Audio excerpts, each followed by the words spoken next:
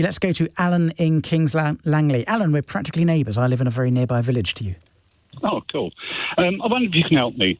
I had some electrical work done on Friday. I had a fuse box replaced. What happened was, at the start of it, I said how much it's going to be, and they said not too much. And then at the end of it, I got a bill for £4,200. I paid that on credit card. And then once my internet was back up and running, I looked and saw it should be about £600-700 for that work. So you looked where and saw it should be 700? On the internet. Yeah, but where? I mean, you don't just look on the internet and it tells you a price. Surely it depends on the fuse box you had installed. What I looked for, I looked to see the average cost of replacing a fuse box. Yeah. Okay. Do you have a standard fuse box? Yeah, as far as I know, it's a reasonably new built house. How many rooms in your house? I'm just checking it's not a 30-room mansion. No, 3-bedroom. Okay, fine. Yep. So I've emailed him today and said I want a breakdown of what this £4,200 is. He's then called me and I've said to him, I think what he was there for 4 hours. He charged me £2,000 for labour. And I said, that is really excessive. £500 an hour is excessive. He then charged me £600 for diagnostic, which I would have thought been included in the labour, and then £350 for a SIC certificate to be sent by email. So what he then said to me... Where did you find this cowboy? It was the first one that came up on my phone. On a Google search? Yeah. You've so been scammed. This is going to be a paid search where they advertise against keywords like emergency fuse box replacement, and they're going to be complete rip-off merchants. And Alan, I'm going to be blunt here, you've made two massive mistakes. Massive mistake number one is not getting a quote. Someone who says, it's not going to be too much, you know it's going to be too much. The very fact they're not giving you a fixed fee tells you that. If nothing else, you could get an estimate or a cap, but you didn't do either of those things. Thing number two is you paid the money. Yeah. And thing number two is what's going to cause you real problems here. Because once you've paid the money, it's really hard to get it back. Okay. What you can try to argue is that you can sue, and what you can try to argue is that there was an implied term they would only charge a reasonable amount. £4,000 isn't reasonable. It should have been, let's say, £1,000.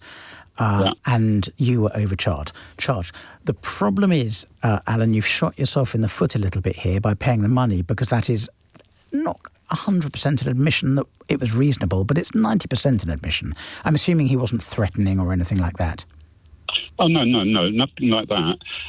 I don't know anything about electrics. I don't know what that should have cost to replace that. When he spoke to me today, after I'd emailed him, I said I want a full breakdown of everything you've done. Yeah. He offered to reduce the price by £1,000, and I said that's not enough, because I'm still then paying £3,200 for something that I think should be about £1,000. Yep. So he's now gone away and said that he will have a think about it and he'll come back to me and let me know. Okay, did you pay this on credit card? It was. It was. Okay, that puts you in a slightly stronger position, because you might be able to raise a dispute with the credit card company. And I'm trying to think if you could do this as fraud, which is going to be the best way to do it. The problem is it's not fraud. They didn't mislead you about the price. I suppose saying it's not going to be too much kind of makes it fraud, doesn't it? Because it is too much. It's much too much. Or it's a lot more than the industry standard. Yeah, absolutely. Now, as I'm talking this through with you, I'm actually thinking I was a bit pessimistic at the beginning, and I'm thinking you might actually have a claim here, because it's going to be a term, putting this in legal terms, it's going to be a term of the contract that it's not going to be too much, which is what he said to you when he quoted. Also, if he came out and quoted without saying he's going to charge for quoting, well, that's the diagnostic. He can't charge retrospectively for that. The diagnostic was your fuse box is broken, you need a new one, it's not going to be too much. But what actually happened was, as he finished the work, he put the new fuse box on, and the same fuse that had blown before went. He then went into the garden where I've got my garage, and there was a wire going into my garage that had worn away. Okay, so it was a little bit more than just replacing a fuse box then? Well, no, the wire, it goes to my water feature, that had worn away, and that's what caused the fuse box. No, I get that, but it wasn't just replacing a fuse box. It was some investigation and working out what was causing the fuse box to blow. After you'd already put the fuse box in. Yep. I actually now think that you do have a case here, and I would first of all start by making a Section 75 claim against the credit card company. The way you want to put it is that it was an implied term of the contract that he would use reasonable care and skill to find out the fault, and he didn't. He replaced the fuse box rather than diagnosing the split wire.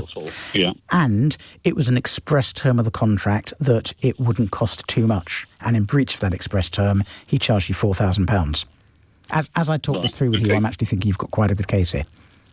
So I would go to the credit card company and put in a Section 75 claim.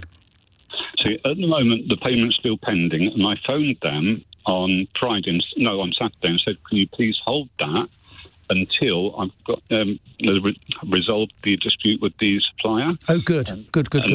They wouldn't do it. They said, no, it's got to go through, and then you can dispute it. Okay, which is the normal way, but when you said it's still pending, I thought maybe they had put a hold on it, but I wouldn't normally expect a credit card company to put a hold. But put in a Section 75 claim, Alan, I think that's going to be your best course. Or you can just sue the tradesman, but you're better off arguing with the credit card company because they will tend to take a more commercial and less emotional view of these things.